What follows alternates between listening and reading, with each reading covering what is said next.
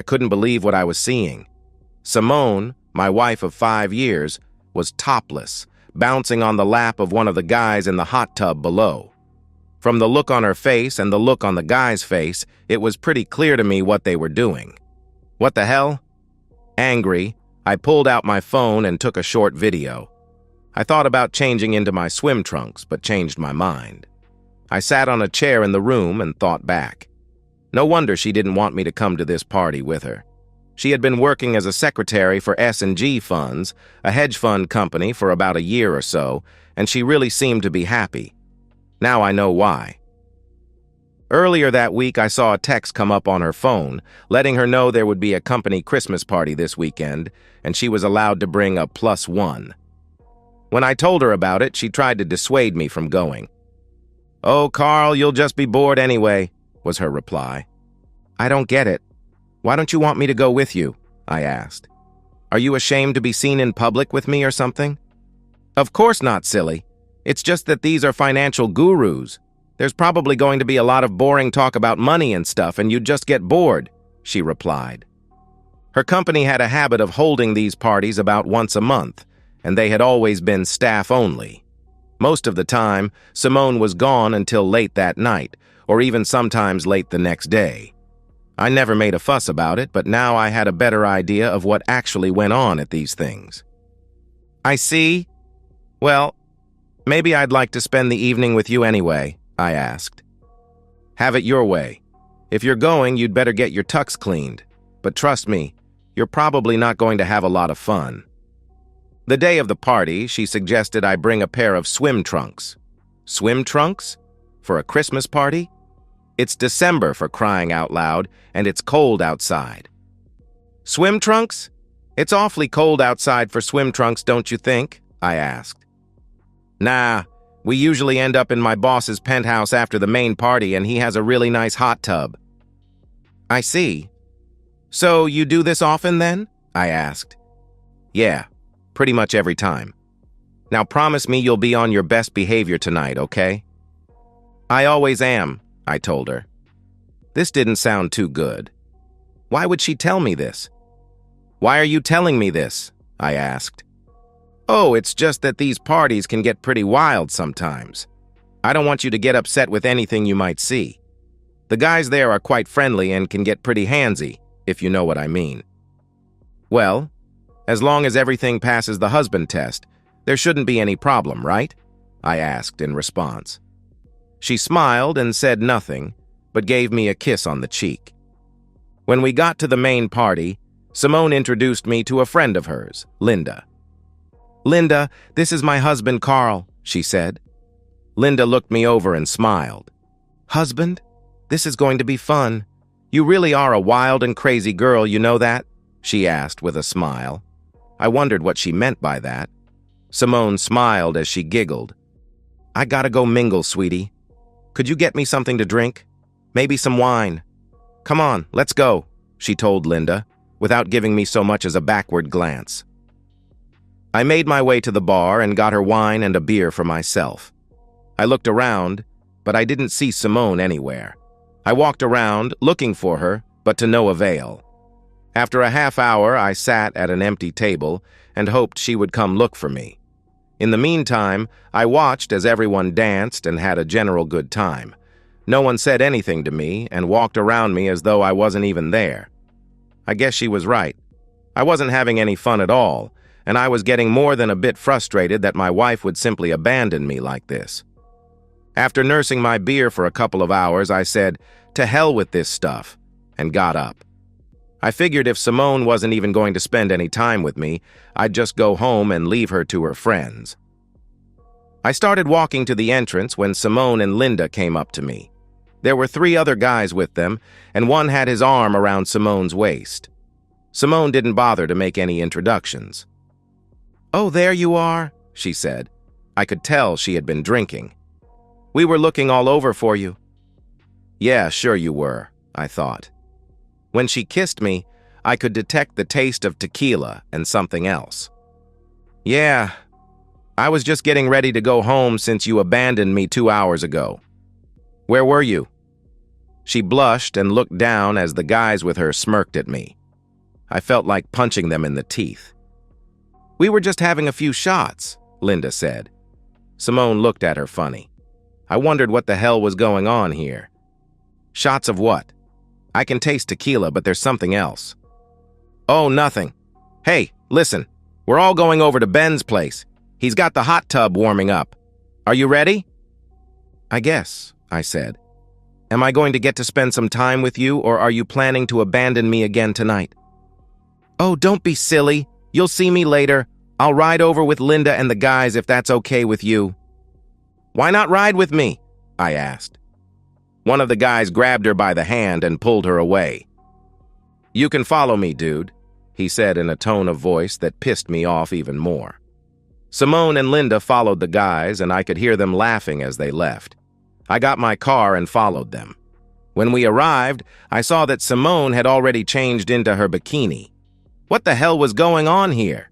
When we got there, Simone had already gone into the hot tub with the two guys, who I later learned were Ben and Dale, the two senior partners in the firm. Both of them struck me as little more than rich frat boys. Linda came over to me after they were outside. "So, you think that maybe we can hook up later tonight?" she asked. "What makes you think I'm even inclined to do that?" "I'm married," I replied. "Oh, I thought you guys had an open marriage or something." "What makes you think that?" I asked. "Well, the way Simone carries on with all the other guys. I thought you were into being folded, especially the way she kissed you earlier." "What the hell makes you say that? What do you mean by the way she kissed me earlier?" I asked. "Well, she had already pleasured Ben and Dale. She still had their essence in her mouth when she kissed you. Did you enjoy that?" I felt like throwing up. Her expression changed when she saw my reaction. "Oh my God, you didn't know, did you?" "No. How long has she been doing this?" I asked. "Ever since she came on board the company," Linda said. Oh my God, I thought. That's been over a year now. All this time she's been their cheating woman and I had no clue. "Is that what she was doing at the party? Engaging with those two guys?" I asked. "And a few others. I'm sorry. I just assumed you knew. She really does love you, you know," Linda answered. "Yeah, I'm feeling the love," I said. "Look, why don't you go upstairs and change? Maybe she'll keep herself under control tonight since you're right here." "Yeah, right," I said. I headed upstairs, and that's when I saw her intimate with those two guys. As much as I loved her, there was no way I was going to tolerate this. I decided to confront her about this and went downstairs.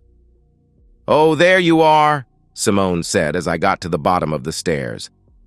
"Why aren't you in your bathing suit? Aren't you coming out to the hot tub with us?" I grabbed her arm and pulled her into what looked like a study and closed the door. "What's the matter, Carl?" she asked. "What's the matter? Were you ever going to tell me about having an open marriage?" "What?" she asked. "That's what Linda told me," I said. I pulled out my phone and played the video of her with the two guys in the hot tub. "What's this all about? Thought that maybe you'd just humiliate me even further after abandoning me at the party. And is it true you gave pleasure to those guys off at the party so I could taste their essence in your mouth?" "Oh, come on, Carl. We were just having a little bit of fun." "Yeah, I pleasured them. So what? It doesn't mean that I love you any less." I couldn't believe what I was hearing. She admitted to having intimacy with them, and I was just supposed to go along with it. "It means everything," I said. I pulled off my wedding ring and put it in her hand. Then I grabbed her left hand and pulled off her rings. "Carl, what are you doing?" she asked. "You're a disgusting pig, and right now I hate your guts. Merry Christmas. I hope it was worth it to you. Don't bother coming home. I'll be seeing a lawyer about a divorce on Monday." "You can't mean that," she cried. "I love you. I don't want a divorce." "I don't care what you want anymore. I know the truth. I know why you didn't want me to come with you. I won't be your old. Goodbye, Simone." I turned and left. One of the guys, I don't know which, called after me. "Hey, you leaving already? You know, that's one hot wife you got there. Glad you like her. She's all yours from now on. I left the penthouse, went downstairs to my car, and drove home. Simone began calling and texting me after I left, but I ignored her calls. When I got home, I deleted her messages and blocked her number. I changed out of my tux, grabbed some trash bags, and began tossing her clothes and things into them. I put them into her car and pulled it out of the garage. I removed the garage door opener and changed the code so she couldn't get back inside. By then, it was about 2:30 a.m. and I was dead tired. I fell on the bed and instantly went to sleep. I woke up the next morning to the sound of our house phone ringing. I picked it up without thinking. "Yeah," I said when I answered. "Carl, it's me. Please come get me." "Forget you. You're not my concern anymore," I said. "Carl, please, we have to talk," she begged. "No, we don't. If you have anything to say, you can say it through my lawyer. You do need to come get your car out of my parking space. I've already packed all your stuff in it," I told her before hanging up. She called right back, but I unplugged the house phone. I had no desire to ever see her face or hear her voice again. I fell back on the bed and went to sleep, plugging the phone back in when I got up. That afternoon, after I finally woke up enough to be coherent, I looked and saw that her car was gone. Good.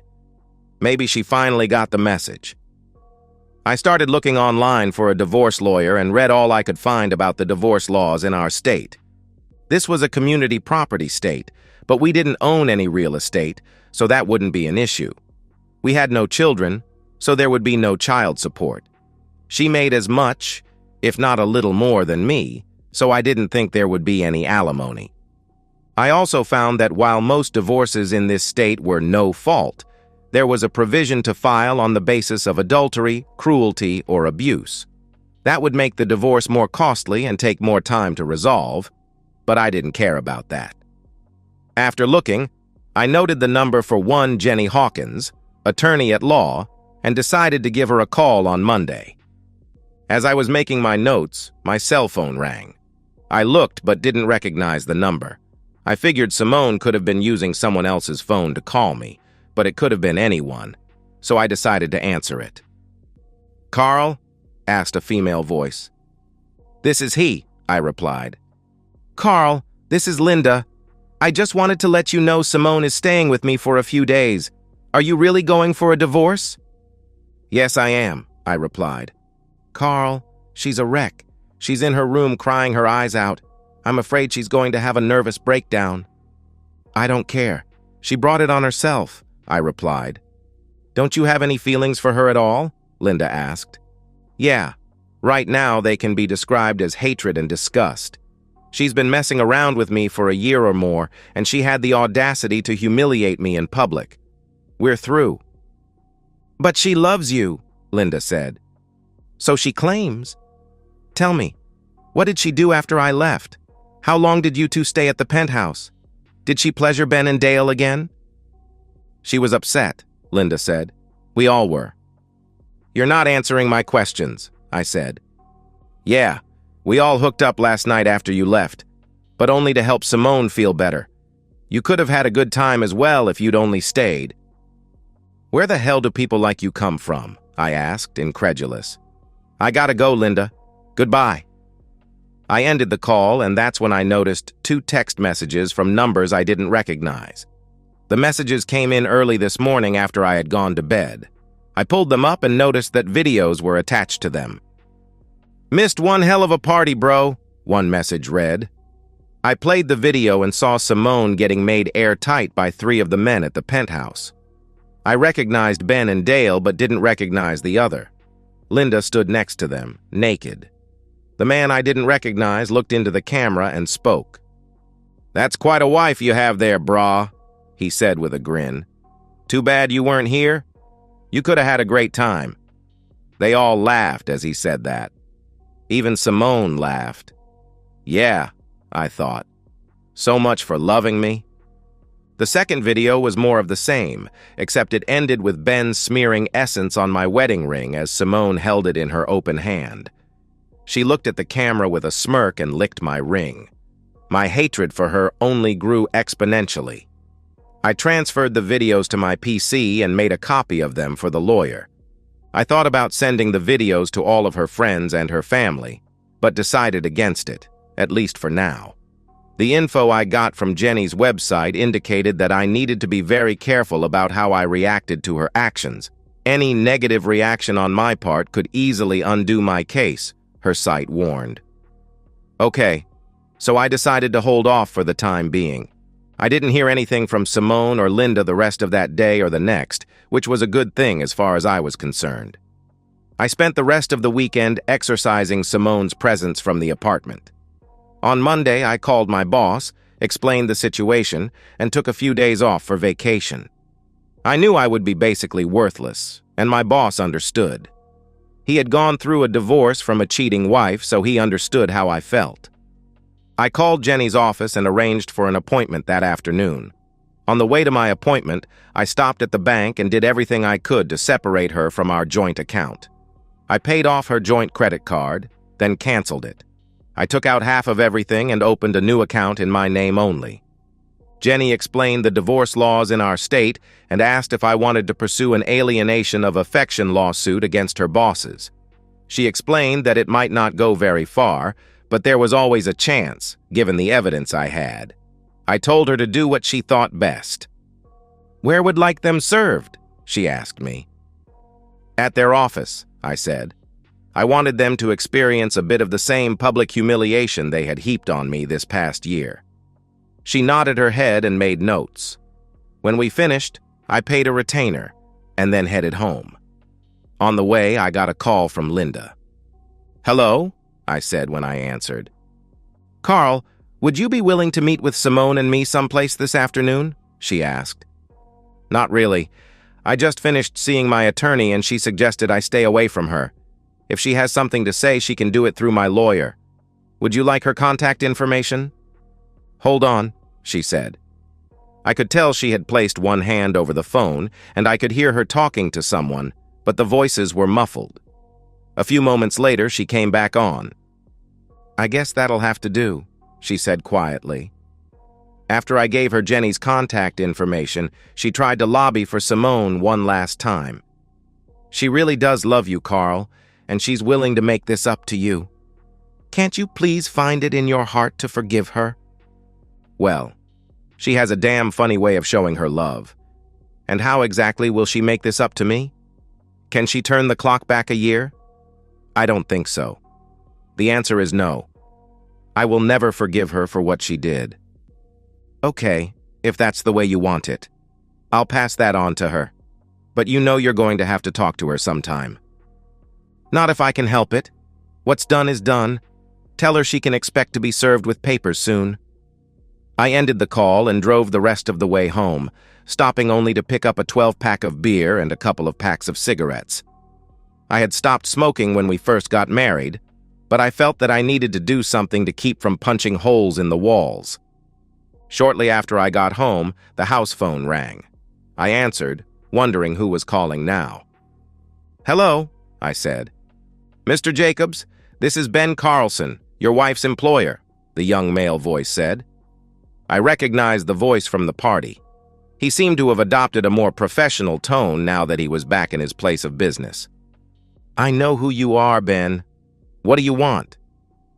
"Look, I know you're upset about what happened Friday, and I want you to know that we all thought you were okay with your wife's activities at the company gatherings," he said. "So you knew she was married during all this?" I asked. "Yes, but honestly, she told us you guys had an open marriage and that you were okay with what she was doing." "And you never bothered to ask me about it?" I asked. "I didn't think I had to," he replied. "And the videos you guys sent me Friday night? What was up with that?" I asked. "Those videos were her idea. Look, I'm really very sorry about all this. Is there anything I can do to make it up to you?" "Yeah. You can let me kick your balls into the middle of next week after you testify against her in court. Oh, and I intend to sue you for alienation of affection. If you really want to make it up to me, you'll accept my terms without any argument. Anything else?" "You're really suing us?" he asked. "Yes, especially since you've been violating your own moral clauses for the last year while you've been destroying my marriage. Look, man, this was all just in fun. We didn't intend to destroy your marriage. Well, what the hell did you think was going to happen? Did you honestly think I was just going to sit back and applaud you for being with my wife and using her as a goddamn sperm receptacle? Sounds to me like you've been reading too many stories on the internet. Look, man, we can work through this. A lawsuit like that could ruin us, he pleaded. Not my problem. You shouldn't have turned my wife into your cheating woman. Goodbye. I slammed the phone down and grabbed a beer, then headed to the balcony for a smoke. I didn't hear anything from the cheaters until Wednesday, when they were served at Simone's office. I don't believe you actually did it, Linda said. You didn't even give her a chance to explain. Do you have any idea how humiliated she is right now? I really don't give a damn. She didn't care about humiliating me with her cheating, so I simply don't give a damn. Goodbye, Linda. Don't call here again, I added, slamming the phone down. God, that felt so good. A few moments later, I got another call. I recognized the number as coming from Ben's office. What? I yelled as I answered. You jerk! I'm going to kick your back! How dare you sue me? Simone wanted to pleasure us all, you stupid jerk. Maybe you should have taken care of her better. Bring it, jerk, I replied. How dare you mess up my life? Now I'm going to ruin yours. I slammed the phone down and called Jenny to tell her about Ben's threat. Good, she said. I'll file for a temporary restraining order against Simone as well as her cohorts today. I'll make sure you get a copy of the order. Remember what I said. Don't do anything stupid. What if he comes after me? I asked. Make sure that you have witnesses and don't instigate anything, she said. I understood what she meant. Later that afternoon, there was a knock on the door. True to her word, Jenny had filed the TRO and a courier had just delivered my copy. I decided to hedge my bets somewhat and purchased a small motion-activated camera to cover my front room. I also had a nice Louisville Slugger close to the front door just in case. I figured if Ben or his accomplices intended to make good on their threats, I needed to have something for evidence, and I needed some means of protection. Things remained relatively peaceful for the rest of the week. Thankfully, I didn't hear anything from Linda, Simone, or her boyfriends. Until Saturday night, that is. I was sitting on my balcony nursing a beer and a cigarette when I heard my doorbell. That was followed up by pounding on the door. I ground out my cigarette and went into the front room and looked out the peephole in the door. Sure enough, it was Ben, and I could make out someone with him. The pounding continued. Open up, Jacobs. I can hear you in there. Open up so I can kick your back. You're violating a restraining order. I'm calling the cops right now, Ben, I said as I dialed 911 on my phone. You wouldn't dare. Open up now, goddammit. Take your medicine like a man, you little wimp. When the 911 operator came on, I told them what was happening at my door. We've gotten a couple of calls for that area and have already dispatched a couple of cruisers to your location, the operator said. In the meantime, do not open the door until officers arrive. Thank you, I said before ending the call. The pounding continued and I began to wonder if he was going to break the door down. I clutched the bat tighter and waited. God damn it, open up before I break this door down, he yelled as he pounded on the door. I heard a commotion and looked through the peephole. I saw two very large police officers putting cuffs on Ben and the other man with him. One of the officers knocked on my door. Police, the officer said. I opened the door to see the two men in cuffs. Ben looked at me as the officer led him back to his cruiser. I'm not finished with you, wimp. I'm going to come back and kick your back. I looked back at the officer. Do you know this man? He asked. I nodded my head and showed him the copy of my TRO. He read it over and spoke on his radio before addressing me again. We'll be taking them downtown. They'll be spending the night with us. Can you tell me what this is all about? He took copious notes as I told him my story. Thank you for your cooperation, he said when I finished. I don't think he'll be giving you any more trouble for a little while. I closed the door and locked it before heading back out to my balcony with a fresh beer. The next day, the news of Ben's arrest hit the papers. "Hedge fund CEO arrested," the headline read. The short story below didn't go into a lot of detail, but something told me this was just the beginning of his downfall. Over the course of the next few days, more articles came out, saying that a number of S&G's clients were leaving the company. It seems their clients felt they couldn't trust a company that ruined their employees' marriages. Naturally, this had an impact on the company's bottom line. Good, I thought. I went back to work the following Monday. It was difficult, but I managed to get some work done. I never heard from anyone for about 3 weeks. Then I got a call from Jenny. "Good morning, Carl. How are you holding up?" "About as well as can be expected." "Any word from Simone?" "Yes, she's gotten an attorney and they've petitioned the court for marriage counseling. The judge agreed and has ordered 6 sessions beginning this week." "They can do that?" I asked. "Yes, and it would be to your benefit to show up. If you don't, the judge can hold you in contempt of court and even put you in jail." "There's no way I'm reconciling with that cheating woman," I told her. "I understand, but you need to show up anyway. If the counselor sees there's no hope for reconciliation, she'll let the judge know." "Okay, was there anything else?" I asked. "Yes. Her attorney tells me that Simone is pregnant. If that's the case, the court won't do anything more until paternity has been established." "So I have to wait another 8 or 9 months?" I asked. "As of right now, yes. If it's your child, you'll be ordered to pay child support. On a positive note, however, the judge has agreed to a legal separation, at least until she gives birth." "Wonderful," I said. Jenny gave me the address for the counselor and wished me luck. I wrote down the information and put it on my calendar. I decided that I would make it clear in no uncertain terms there was no way I would ever reconcile with the cheating woman. When I got to the counselor's office, I was ushered right in. A somewhat older woman looked at me over her glasses. Simone sat across from her in a love seat, looking somewhat forlorn. I had a very bad feeling about this.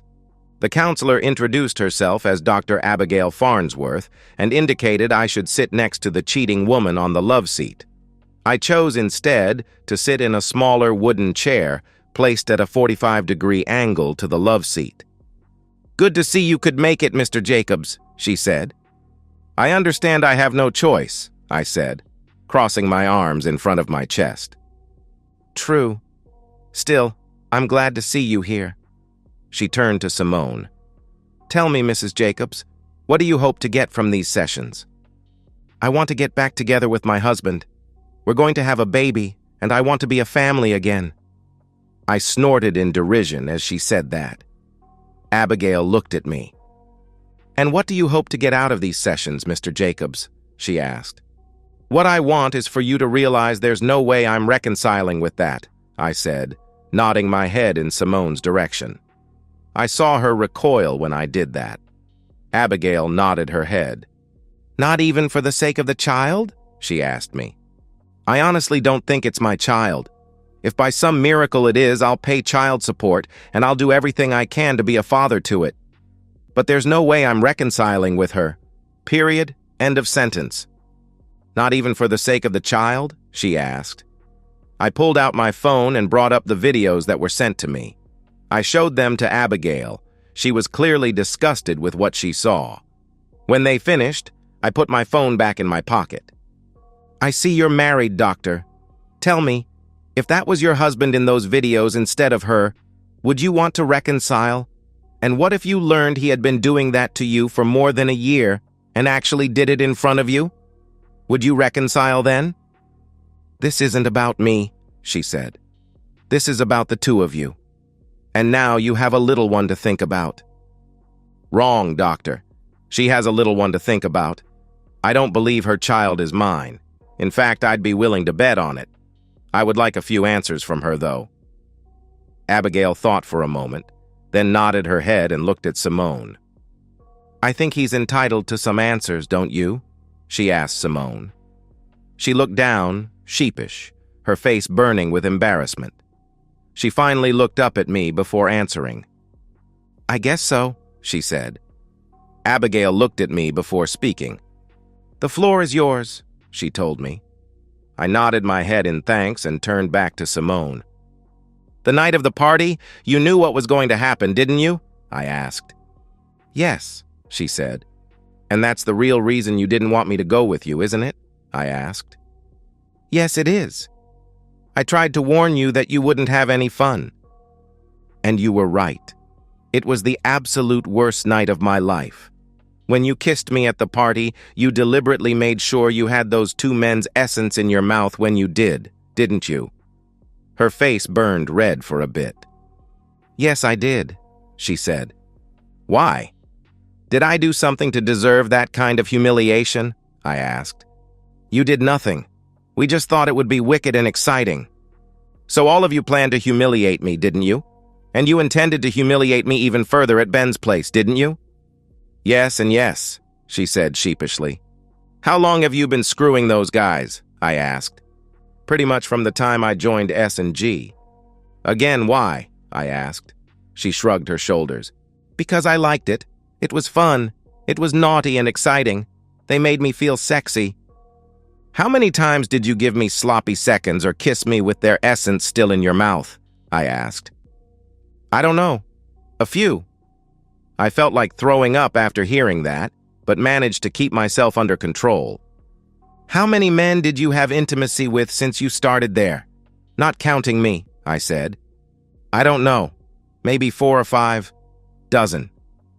4 or 5 dozen? You've been with 48 to 60 other men over the last year? My God, woman, are you out of your mind? Haven't you heard of STDs? What, were you trying to kill me off with something? Do you even know who the father of this child is?" "Not 100%, she replied. "But you expect me to raise it and pay for it, don't you? You're a real piece of work, you know that?" "But I love you," she said quietly. "Well, I don't love you," I said, my anger building. "Not anymore. In fact, I hate your guts right now, and I hope you rot and die of AIDS." Both of them looked at me, shocked. Simone looked as if she was about to start crying, but I didn't care. In fact, I wanted to hurt her even more with my words and started to say something else, but Abigail stopped me. "That's enough, Mr. Jacobs. You've made your point. I see you're determined to throw away 5 good years of marriage." I didn't throw anything away. She did, the first time she spread her legs for another man. And it wasn't 5 good years. 4, maybe. The last year, she wasn't really my wife. She was just a dump for everything she could get her hands on. You heard her. She screwed 48 to 60 men over the last year. She doesn't even know who the father of her child is. No, I will never, ever reconcile with that. All right, I think we've heard enough for today. I want to have a session with each of you on an individual basis, then we'll go from there. We scheduled our appointment for the next week and left. I heard Simone call out to me when we got to the parking lot, but I ignored her and went to my car. As I pulled out, I saw her slumped over her steering wheel, sobbing. Good, I thought. Let her feel some pain for once. That night, I got a call from a very angry Linda. "I hope you are happy," she yelled. "What do you mean?" I asked in response. "Simone is in the hospital. She had a miscarriage. She told me what you said and the way you treated her. So what do you want? Sympathy? I simply told the truth, which is a lot more than she did this last year." "Didn't you hear what I said? Your wife is in the hospital. Don't you care about that?" "Frankly, no, I don't," I told her. "My God, you really are a bastard." "Well, you guys only have yourselves to thank for that," I replied. "The very least you can do is go down and give them your insurance information. Legally, she's still your wife and you'll end up getting the bills anyway." I calmed down for a moment and remembered what Jenny told me. "All right. What room is she in?" Linda gave me the information and I went to the hospital.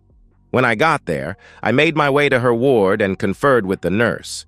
I gave them my insurance information and briefly spoke to the doctor. "Any idea what caused this?" I asked the doctor. He shook his head. "It's hard to say. There's a number of things that can happen in a pregnancy," he replied. How far along was she? I asked. I'd say maybe 9 or 10 weeks along, he said. That meant it was possible the child could have been mine. I would never know, however. It didn't matter, though. As far as I was concerned, her miscarriage only meant the divorce could proceed. How is she doing? I asked. She'll be okay.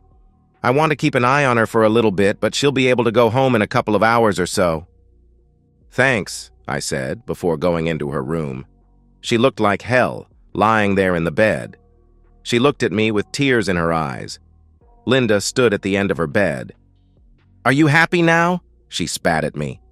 Shut the hell up, I growled. Linda shrank back from me before leaving the room. I looked at Simone. I guess we're really through, aren't we? She asked. I nodded my head. Yeah, we are, I replied. Do you really hate me as much as you said earlier today? She asked. Right this second, no. But there's no way I'm taking you back.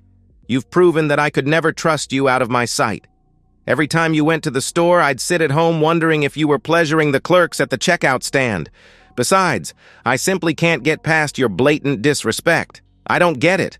I treated you like a queen all those years.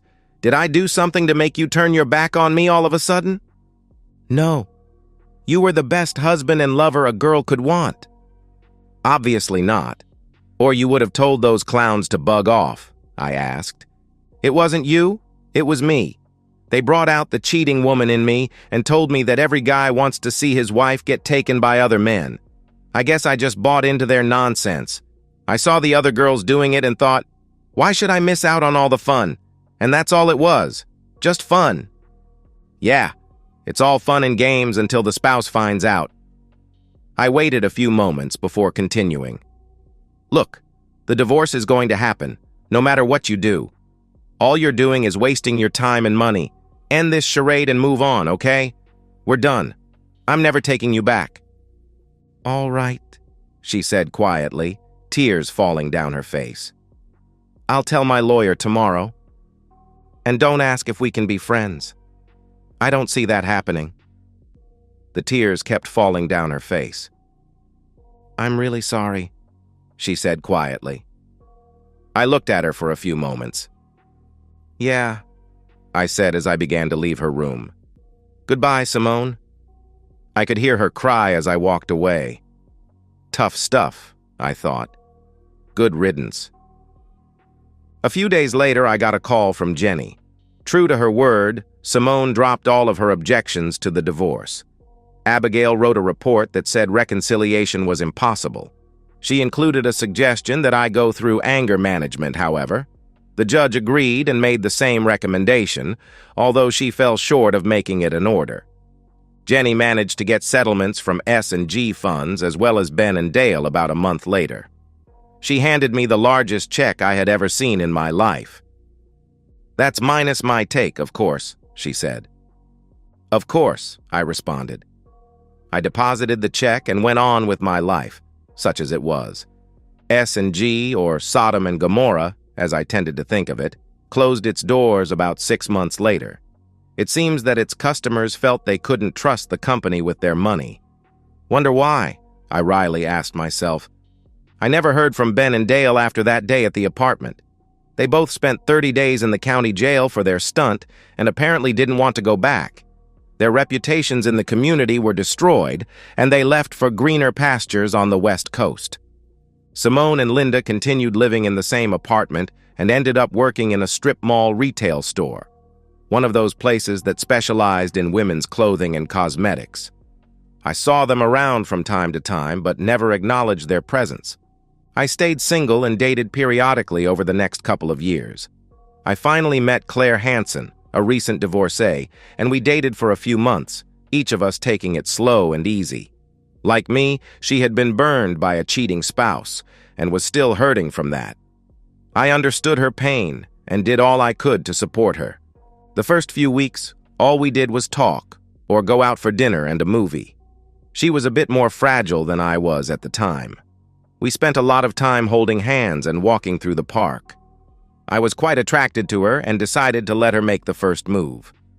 One night, after a delicious lasagna at her condo, She looked at me as if studying a specimen under a microscope. "Do you find me attractive?" she asked.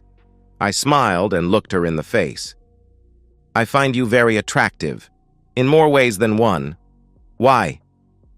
"I was just wondering," she said. "You've never made a move on me. I was beginning to think that maybe you don't like girls." "Oh, I like girls just fine. It's just once burned, twice shy, I guess." "I can understand that, but we're not all like your ex-wife." "True, and we're not all like your ex-husband. I happen to believe in the sanctity of marriage." She smiled. "I know you do. I hope you realize I feel the same way." "I do," I said. "So, what are you going to do with this little bit of information? Do you think you could manage to do more than give me a kiss on the cheek?" "Where would you like me to kiss you?" I asked, teasing her. She slowly lifted her dress over her waist. She gave me a sultry smile. "Well?" she asked as she spread her legs for me. I smiled and got down between her legs. Oh yeah, things were definitely looking good. And that's the end of today's story. If you enjoyed it, please give this video a thumbs up and drop a comment below. Your support helps the algorithm push my content further. If you're new to the channel, don't forget to hit that subscribe button. It really helps me keep creating more stories for you. Thanks for watching, and I'll see you in the next one.